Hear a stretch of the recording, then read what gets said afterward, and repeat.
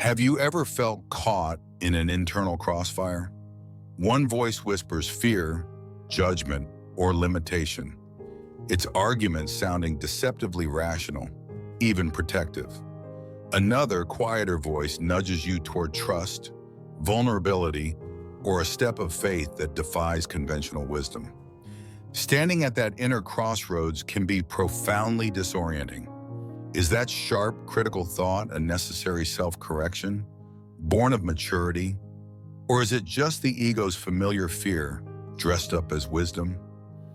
Is that gentle, expansive prompting toward forgiveness or a creative risk truly God's call, or is it just wishful thinking, doomed to disappoint?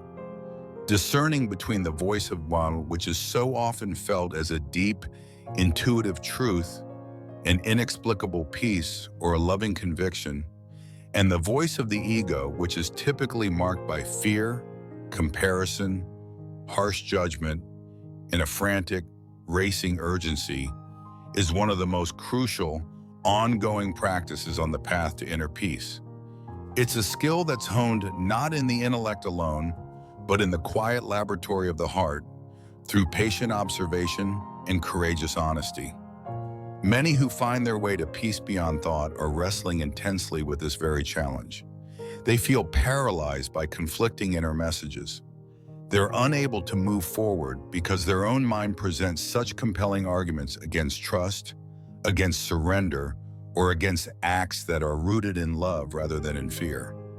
It is tragically easy to mistake the loud, insistent, fear-mongering voice of our conditioned mind for legitimate authority. This leads us to make choices that are subtly or sometimes overtly rooted in anxiety, scarcity, and self-protection, rather than in an expansive trust in God's sufficiency and guidance.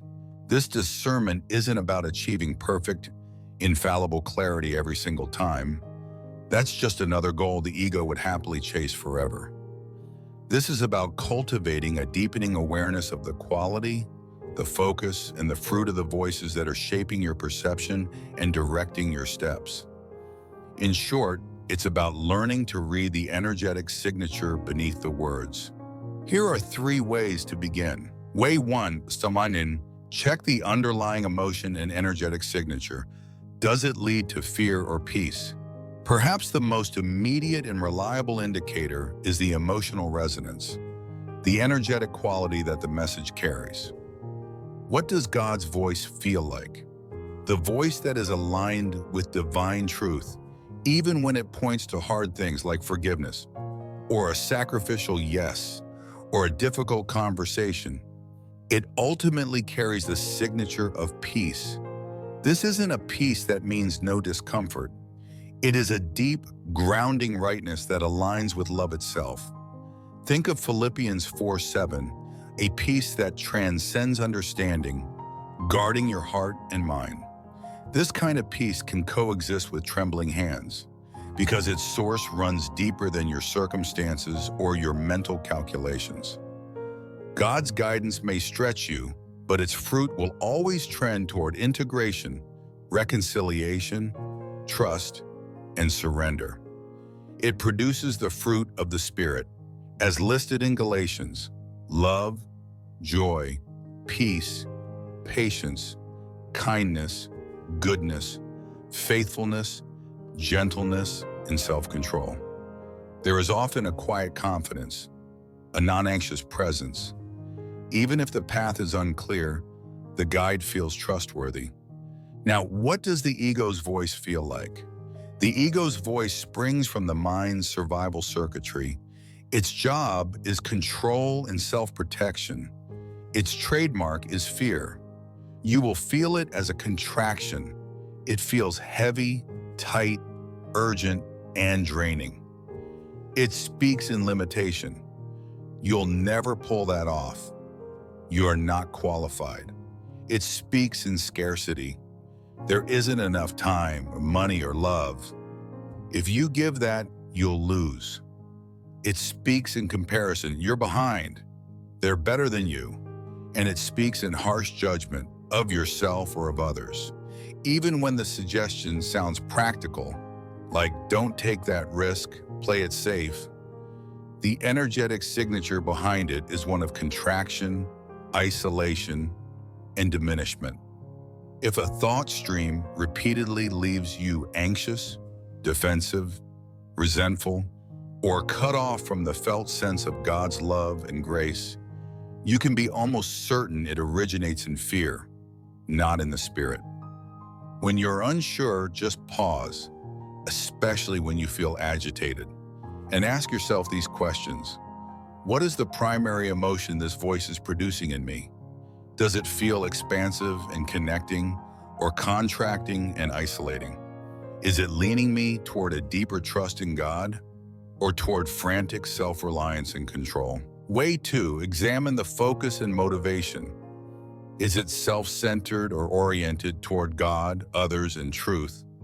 This is the second decisive lens. What is the voice fundamentally about?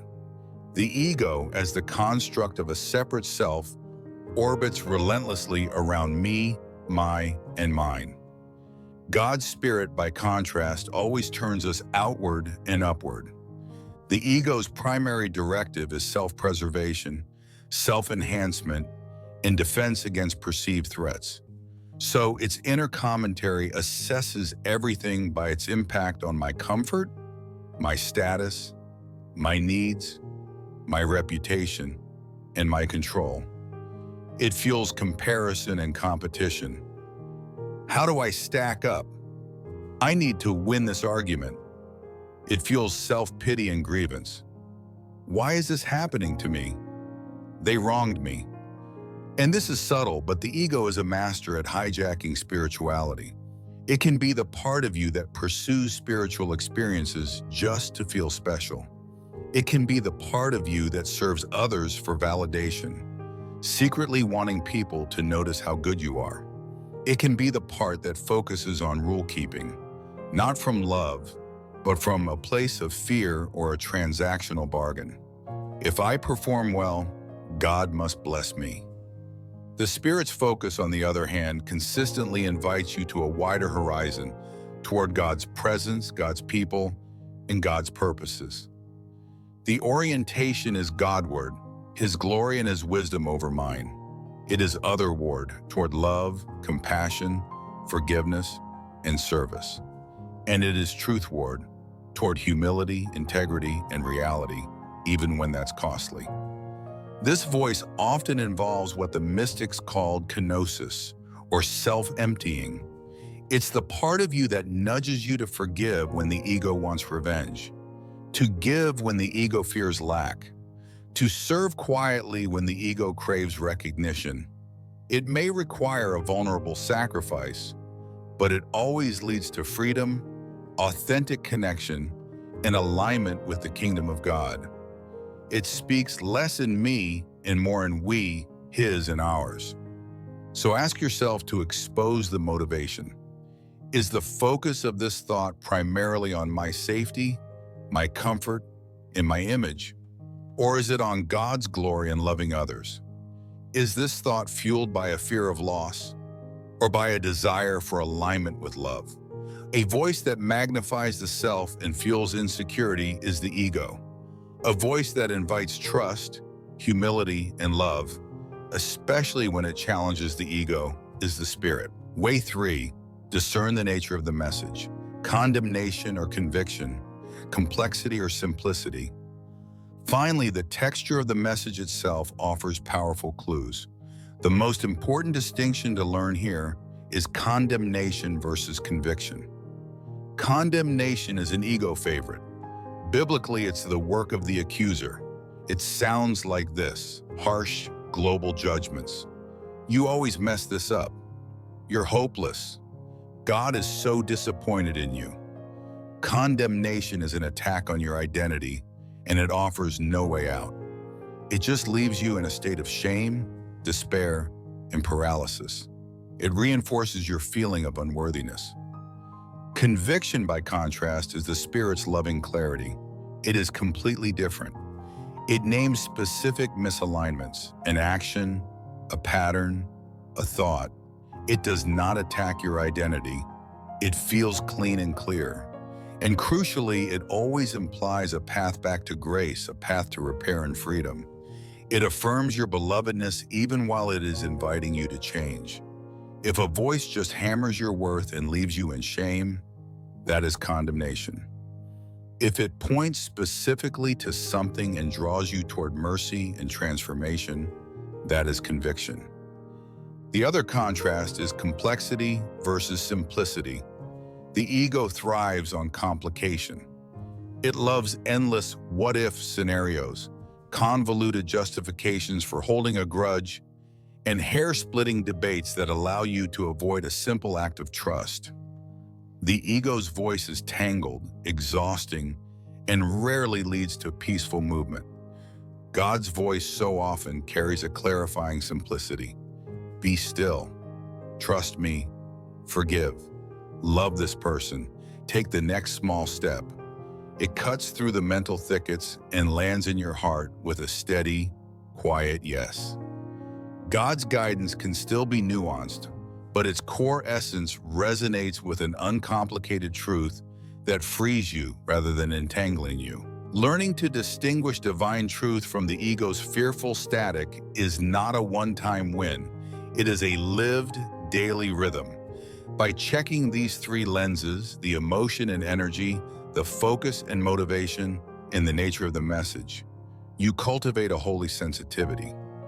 Little by little, you learn to starve the fearful voice of your attention, and you align with the quiet, steady guidance that leads to peace, love, and trust. This is how the tyranny of anxious, self-centered thinking finally loosens its grip. And it's how the unwavering wisdom of God, which is already present within you, becomes audible, right beneath all the noise. If this reflection helped you find even a moment of stillness, subscribe for more weekly guidance from Peace Beyond Thought. And if you feel called to go deeper, you can explore our resources at peacebeyondthought.com. Remember, doubt your thoughts, trust the stillness, peace is already yours.